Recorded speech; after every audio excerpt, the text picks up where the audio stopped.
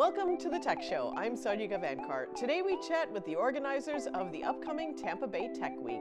We get a kitchen gadget roundup in home tech, and if you remember parachute pants, this Take My Money is for you. All that and more coming up on the Tech Show.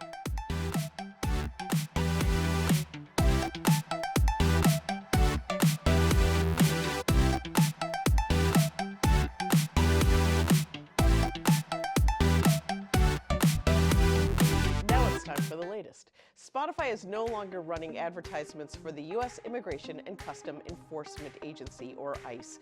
The streaming service has confirmed after the Trump administration campaign ended in late 2025. There are currently no ICE ads running on Spotify, the Swedish company said in a statement. The advertisement mentioned were part of a U.S. government recruitment campaign that ran across all major media and platforms. Since April 2025, the government ads also ran on Amazon, YouTube, Hulu, and Max, among other streaming companies, with the aim of recruiting more than 10,000 deportation officers by the end of 2025. Previously, Spotify said that the ads, which encouraged U.S. listeners to fulfill your mission to protect America and offered $50,000 in signing bonuses, did not violate our advertising policies. The ad campaign ended before an ICE agent fatally shot 37-year-old Renee Good in her car in Minneapolis, and U.S. Border Patrol agents shot 2 more people in Portland. It also ended before Indivisible, the grassroots movement behind the No Kings demonstrations, sent an open letter to Spotify's new CEO, Alex Norström, and Gustav Sandström on their first day at work on 2 January, petitioning them to drop the ads and make a public comment to reviewing and updating Spotify's advertising policies to prohibit government propaganda and hate-based recruitment ad campaigns. In October of 2025, Spotify stated, "This advertisement is part of a broad campaign the U.S. government is running across television, streaming, and online channels. However, users can mark any ad with a thumbs down or thumbs up to help manage their ad's preference." In 2020, researchers with Cicero, Australia's national science agency, deployed an Argo float-a-free floating robotic instrument collecting ocean data near Totten Glacier in East Antarctica. To their surprise and disappointment, fickle Antarctic tides sent the float further south, where it reappeared and soon sank under the Denman ice shelf.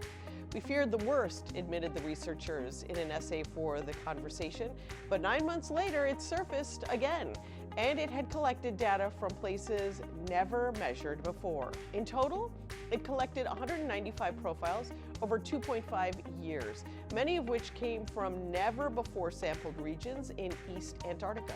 Each time the float bumped its head on the ice, it provided a measurement of the depth of the ice shelf base, or ice draft, explained Steve Runtall, study lead author and Cicero oceanographer, in the statement.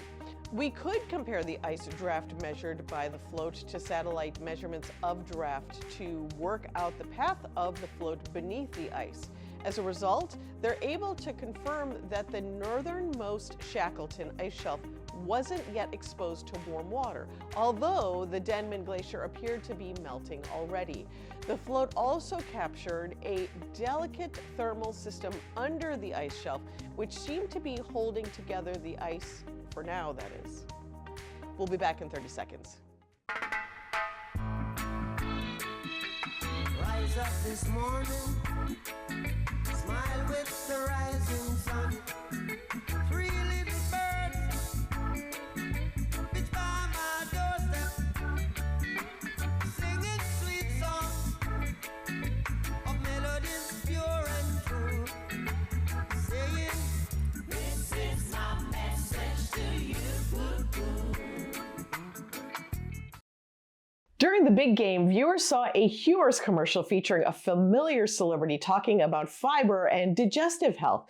The timing is notable, with the day after the big game often marking a return to normal routines. Here to offer some context is registered dietitian Sarah Ludmir, the Chief Wellbeing and Sustainable Business Officer at WK Kellogg Company.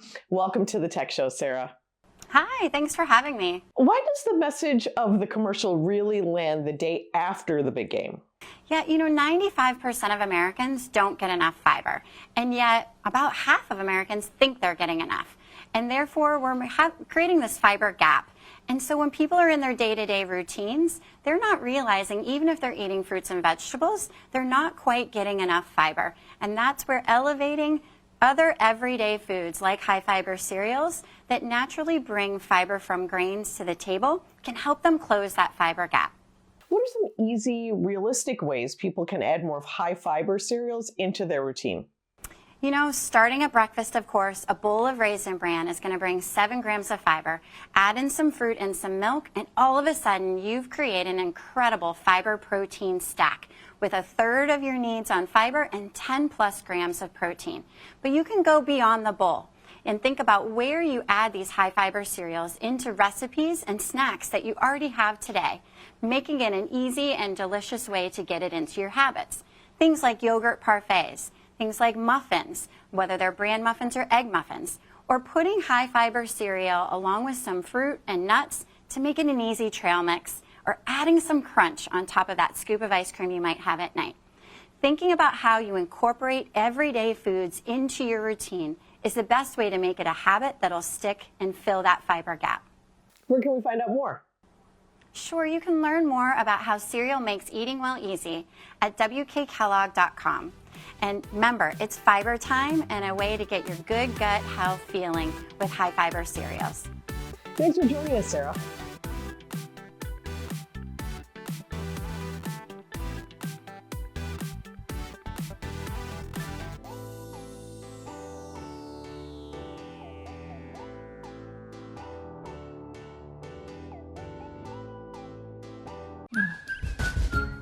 This one goes better with the walls. This is so much easier than the home improvement store.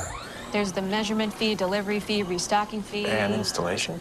Oh, no, that's not my department. With Empire's Home Floor Advantage, we have clear, all-inclusive pricing. No surprises, and installation is on your schedule. Call or visit EmpireToday.com and get the Home Floor Advantage. 800-588-2300 Today.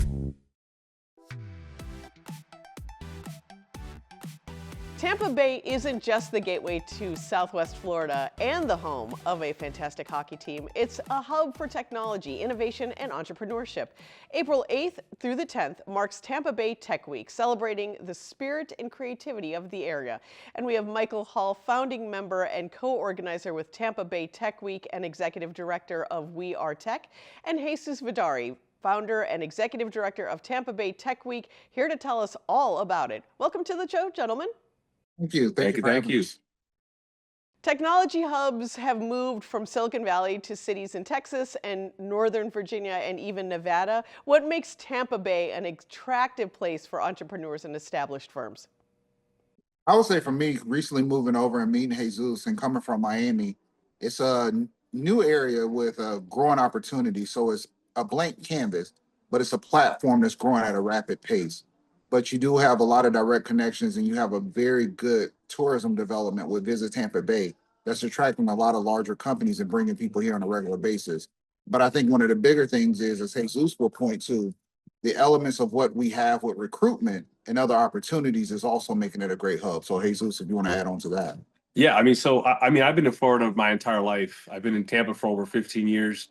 I've seen this city grow from before we had Water Street and what is now in that area, Armature Works, and a lot of really big up and coming regions throughout the boroughs here in Tampa Bay. And I can tell you that there's no better time for us to take advantage of that growth. We have some of the largest fintech, healthcare, cybersecurity companies in the world that people don't even realize exist here.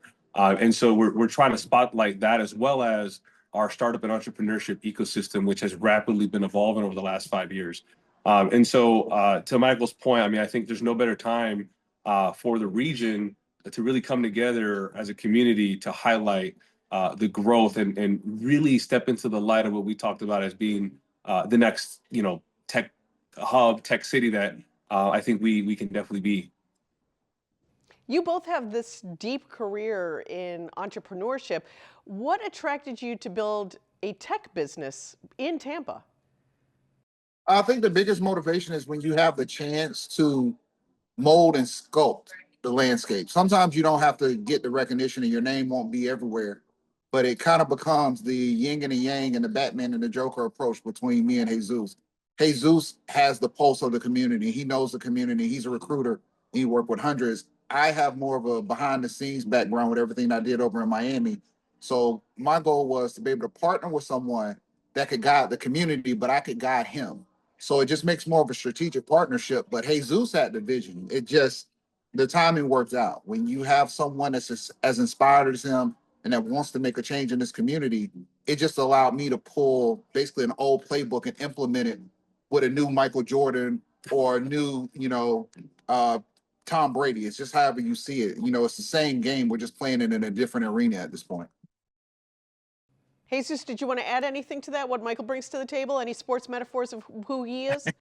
I mean, when I first met Michael, right? I knew very little, but over time, I heard of his influence in the Miami market and other areas, and really just having somebody like him on our team to advise strategically has been a huge asset.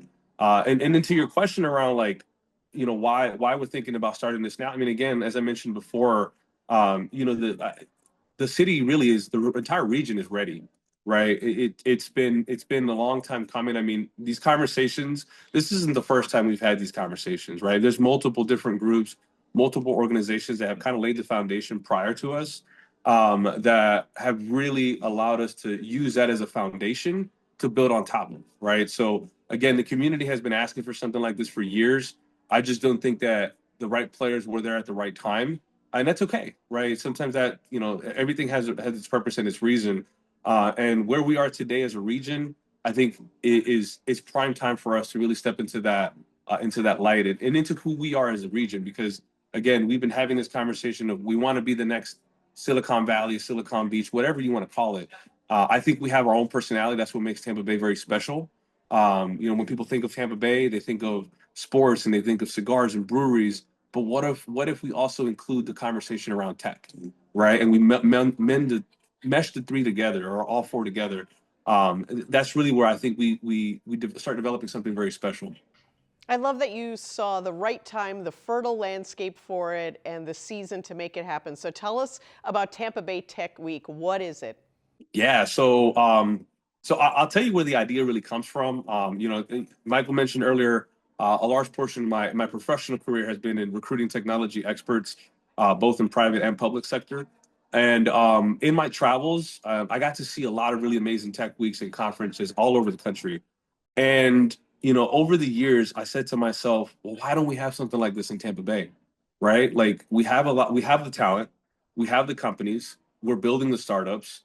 Our university ecosystem's amazing. We have government presence here. We have every single element and ingredient to build something like that, like a tech week or a major conference in the area. And so really that was the inspiration is going around, seeing other things and saying, wow, we can take that blueprint and we can do the same thing here very easily and much more successfully. And that's really where I think a lot of this sprouted in the last year, especially. We really said, I think it's time. If we keep waiting and if we keep waiting for other people to make this move, then it might never happen. And I would say if you summarize all that, you kind of look at the Florida's version of South by Southwest. You look at a very micro element of what CES was. You look at Platform in Atlanta. You look at Emerge Americas in Miami. It's just the opportunity to highlight, what are the conversations, trending topics. We have to know what's going on. What is Tampa Bay contributing to cybersecurity and other elements of economic development? And this isn't just a conference. The premise of this is also building other businesses, incubators, accelerators. This is just a foundation to bring these things together. And that's where Jesus even gets to take his talent further as a recruiter. But our goal is we want to make economic impact. We don't want people to think this is just a conference. We don't want people to think this is just going to be an amazing gathering of people and brilliant minds. This is the blueprint to change the actual economic impact. So we have the city of Tampa involved. We have economic development involved. We have Hillsborough County involved. We're trying to change things and set up a foundation So this is a 10-year play that most people might see as a 5-day week, but this is really a 10-year play. So my next question is, who do you think should attend and who should attend, when really I want to tell you that I want to attend? Who is the right audience to come out? Everybody. There's nobody that should be left out. If you're in tech, I mean, the thing is, it's as infectious as what AI is. Tech is impacting you in some way, shape, or form. You could be doing retail. You could have a restaurant. You could be a recruiter. You could be a film director. It doesn't matter. We're going to touch everything. But it's also just networking. You know, if you're true about business development, if you're an entrepreneur, or even if you're a seasoned business, you want to be in the room to know what people are talking about. So I think we're setting up that opportunity. That is very inspiring from both of you. How can we follow along and maybe even get involved? Well, number one is you can show up. You can definitely be here. April 8th through the 10th. We'll have programming throughout the week and going into the weekend, which is exciting. And I think that's number one, right? Is be here to experience what we're trying to build. And secondly, just follow us on our socials. Follow the story. As Michael said, this isn't a 1-year play. This is a hopefully for many years to come, and something that becomes much bigger than what we're envisioning this year. I would say share, comment, and repeat. The biggest thing is we can support from afar. Yeah. Just engaging in content, engaging in the information that we're putting out. Well, it sounds like there are incredible stories to be told out of Tampa. Thank you so much, Michael and Jesus, for joining us. We'll see you in Tampa. Sounds good. Thank you. See you soon. We have to take one final break, then we're back with Take My Money right here on The Tech Show. Stay with us.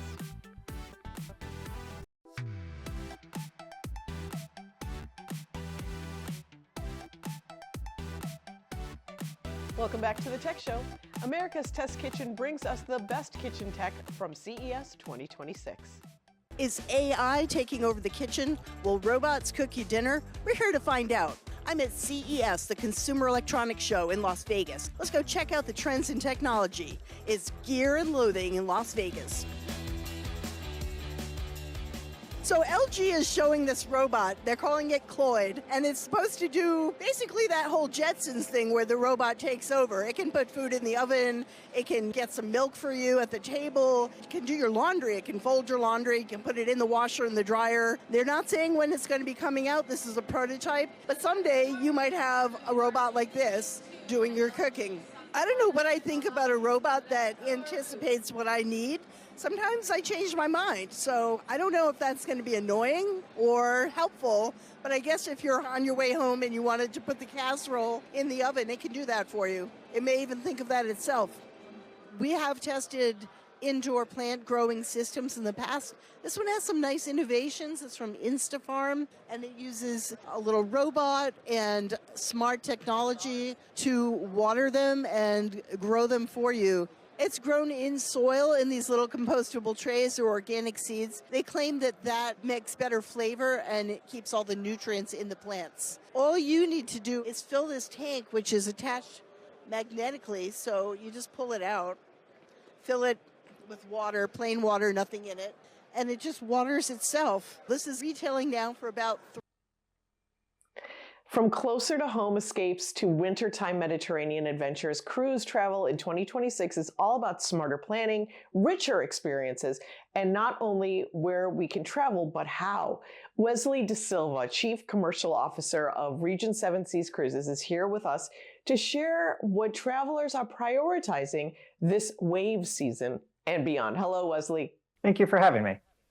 Tell us about the top cruising trends for 2026. What types of voyages are people most excited about? The theme for 2026 seems to be convenience plus confidence. So the first trend that we're seeing is that ease without compromise, where travelers are looking for an elevated experience, but something close to home. So you're seeing a lot of demand for Caribbean, a little bit more adventurous Alaska, as well as Canada and New England during the fall season to take advantage of fall foliage. The second trend we're seeing is kind of this expansion of demand for European/Mediterranean itineraries outside of the normal peak season during the summer months. So we're seeing demand for these itineraries throughout the year, including during the winter. And then lastly, the third trend we're seeing is the importance of culinary as part of the overall experience. So Travelers going to these destinations, they want to experience the culture, and part of that experience is the food and the flavors of the culture. So culinary has become a much more important part of the overall experience. How can travelers get the most out of wave season? For those not familiar with wave season, it's the cruise industry's version of Black Friday or Cyber Monday, all wrapped into one. And wave season is now, and it runs through the end of the month, so it runs through the end of February. With Regent, we have our most expansive promotion, Upgrade Your Horizon, that goes through February 28th. And it is across all destinations through 2028. And it includes a free 2-suite category upgrade, plus reduced deposits. And we've even thrown in a $500 shipboard credit for select 2026 sailings. Can you share some tips for getting the best value and upgrades? My most important tip is to book early. Don't wait. What we've seen over the last few years is this, that people trading in goods for experiences. And that holds especially true for ultra luxury cruising. So there's such an increased and outsized demand for 27 and 28 departures, as well as close in for 2026. So if there's an itinerary, if there's a destination that catches your eye, don't wait and book it now. And in terms of upgrades, as I mentioned, we have our Upgrade Your Horizon promotion going on currently. So it allows you to get a little bit more value. You can book and upgrade yourselves into as high as a penthouse suite, which is a little bit larger, as well as includes additional amenities such as that personalized butler service. What makes ultra luxury cruising different, and what's included? It's all about that elevated getaway/vacation with enhanced experiences, and most importantly, that all-inclusive nature. With Regent, we are the most all-inclusive ultra-luxury cruise in the industry. And we include everything from unlimited shore excursions in every port of call to the fine wine and spirits to specialty dining at all of our restaurants, as well as additional components such as Starlink Wi-Fi. We even include valet laundry. So we really are trying to take care of everything that our travelers need so that they can focus and enjoy on the destinations that they're visiting. This sounds like just what I need. Where can we learn more? To learn more, go to rssc.com or contact your travel advisor. Thanks, Wesley. Thank you for having me.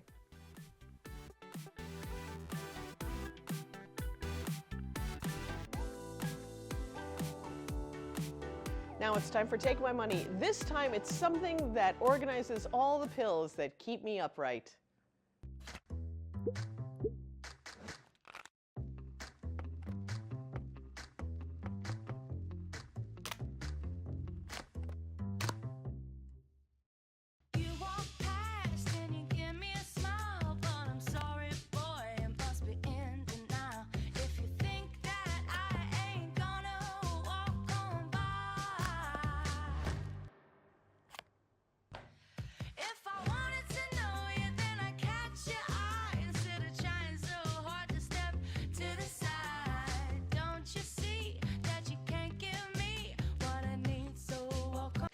If your birth year begins with the dreaded 19, like some people I know, this organizer probably thrills you like it does me.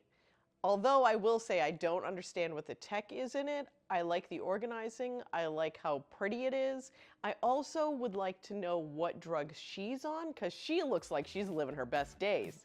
So it is time. Okay, Moto Bloom, go ahead, take my money so I can put all the money I spend on pills into your little compartments. Thanks for joining us this week. Follow us at The Tech Show TV and join the conversation. Talk to you later.